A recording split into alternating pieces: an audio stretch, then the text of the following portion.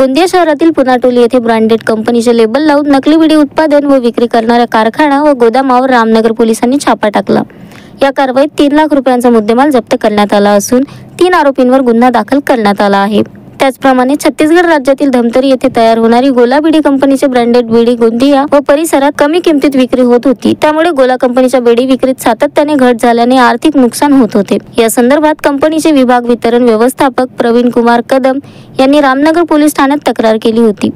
या तक्रारीच्या तपासादरम्यान मिळालेल्या माहितीच्या आधारे पोलिसांनी पुनाटोली येथे सुरू असलेल्या बिडी कारखाना व गोदामावर छापा टाकला। या कारवाईत कारखान्यात नकली बिडी तयार होत असल्याचे तसेच गोदामात ब्रँडेड कंपनीचा लेबल लावून नकली बिडी विक्री होत असल्याचे आढळून आले।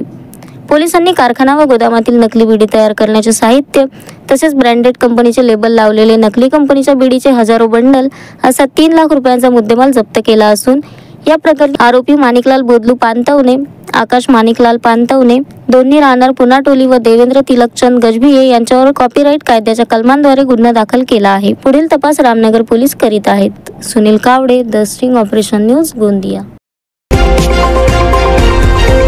द स्टिंग ऑपरेशन न्यूज, सत्याचे दुसरे नाव, अन्यायावर लेखणीचा घाव।